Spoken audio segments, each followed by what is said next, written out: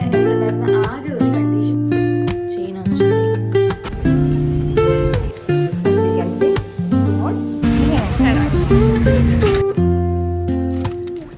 Woke up late, missed the morning glaze, but the sunlight hits in so many ways. The party in question. Hello എല്ലാവർക്കും നമസ്കാരം. എൻ്റെ പേര് Anamika. Welcome back to my channel. നിങ്ങൾ എൻ്റെ channel ആദ്യമായിട്ടാണ് കാണുന്നതെങ്കിൽ ഞാനൊരു 4th സെമസ്റ്റർ ബിഫാം സ്റ്റുഡൻ്റ് ആണ്. ഞാൻ കഴിഞ്ഞ 2 വർഷമായിട്ട് കോളേജ് ഹോസ്റ്റലിലായിരുന്നു. നോട്ട് എനിമോർ, ബിക്കോസ് ഞാനും എൻ്റെ ഫാമിലിയും ഒരു റെന്റൽ ഹൗസിലോട്ട് മാറുവാണ്. അതിൻ്റെ ഒരു ബാക്ക് സ്റ്റോറി എന്ന് പറഞ്ഞാൽ എൻ്റെ കോളേജ് എൻ്റെ വീട്ടിൽ നിന്ന് കുറച്ച് ദൂരത്താണ്. എൻ്റെ അമ്മ വർക്ക് ചെയ്യുന്നത് എൻ്റെ വീട്ടിൽ നിന്ന് കുറച്ച് ദൂരത്താണ്.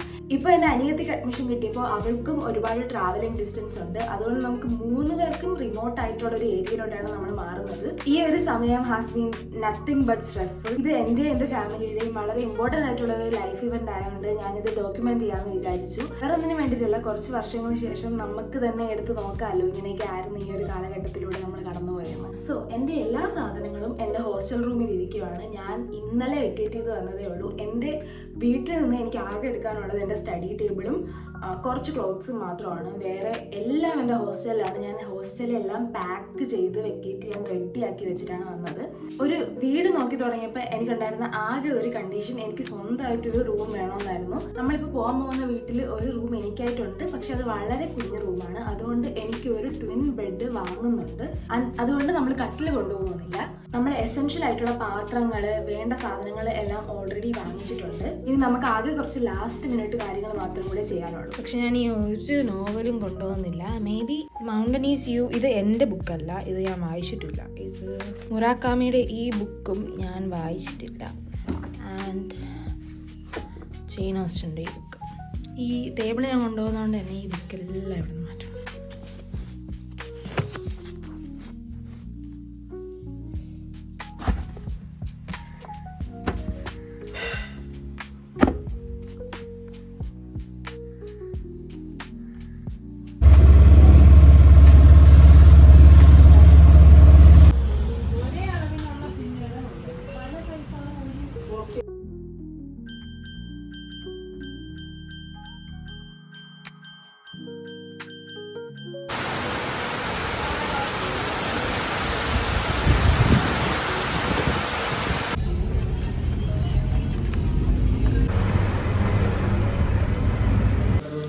This is the first time I am seeing my room.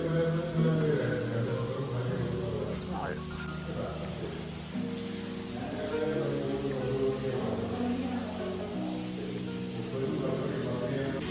ഇതാണ് ഹോം ടൂർ. ഫസ്റ്റ് നമ്മൾ കയറുമ്പോഴത്തേക്കും ഒരു ചെറിയ ഹോള്, കുറച്ച് സ്പേസേ ഉള്ളൂ, ഒരു ഷോക്കേസ്, സ്വിച്ച് ബോർഡ്. പിന്നെ നമ്മൾ രണ്ടാമത്തെ സെക്ഷനിലോട്ട് കയറുമ്പോൾ ഇവിടെ ഒരു ഹോളുണ്ട്. പിന്നെ റൈറ്റ് സൈഡിൽ ഒരു വലിയ റൂം. ഇവിടെയാണ് എൻ്റെ അമ്മേനെ കിടക്കാൻ പോകുന്നത്. ഈ റൂമിന് ഒരു അലമാരയുണ്ട്. അത് കുറച്ച് സ്പേഷ്യസ് ആയിട്ടുള്ള അലമാരയാണ്. ഇവിടെ ഉണ്ട്. പിന്നെ അത് കഴിഞ്ഞിട്ട് അടുത്ത റൈറ്റ് സൈഡിൽ എൻ്റെ room. As you can see it's small, but ഇത് കറക്റ്റ് ഇത്ര സ്പേസേ ഉള്ളൂ. ഒരു ബുക്കിൻ്റെ വണ്ണം പോലില്ല. But it's adjustable. I'm thinking ഇവിടെ കട്ടിൽ, ഇവിടെ മേശ, കാരണം ഇവിടെയാണ് ബൾബ്. ആൻഡ് അടുക്കള, ഇവിടെ സ്റ്റോറുണ്ട്, ഇവിടെ ഗ്യാസൊക്കെ വയ്ക്കാനുള്ള സ്ഥലം. ഞാൻ അടുത്ത സെക്ഷനിൽ വരുമ്പോൾ ഇവിടെ ഫ്രീ സ്പേസ്, ഇവിടെ വാഷിംഗ് മെഷീൻ വെക്കാനുള്ള സ്ഥലം. ഇത് ബാത്റൂം ഞാൻ കാണിക്കുന്നില്ല. ഇത് പുറത്തോട്ട് പോകാനുള്ള വഴി. പിന്നെ നമ്മൾ 2 ആൾക്കാർ റൂമിൻ്റെ ഇങ്ങോട്ട് വരുമ്പോൾ ഇവിടെ ഒരു സ്റ്റോറേജ് സ്പേസ് കൂടെ ഉണ്ട്. ഈ കടയുടെ പേരെന്താ?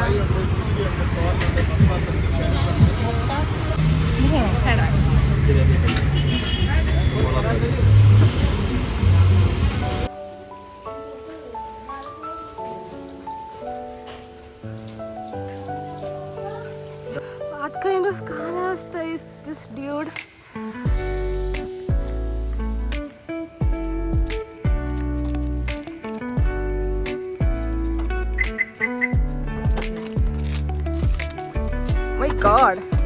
My God, a strong, independent woman.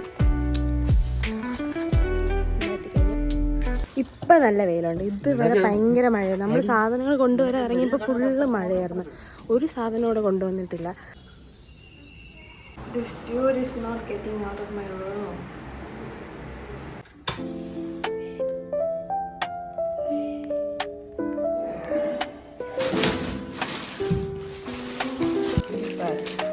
ഇതിങ്ങനെ ചെയ്യാനുള്ളതാ.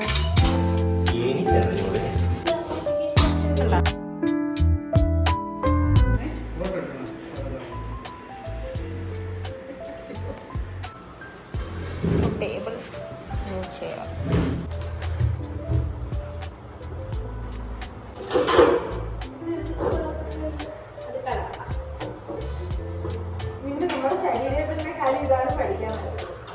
ബെഡ് ഇട്ട് കഴിഞ്ഞാൽ പിന്നെ ഒരു ടേബിൾ ഇടാനുള്ള സ്ഥലം കൂടെ മാത്രമേ ഇവിടെ ഉള്ളൂ.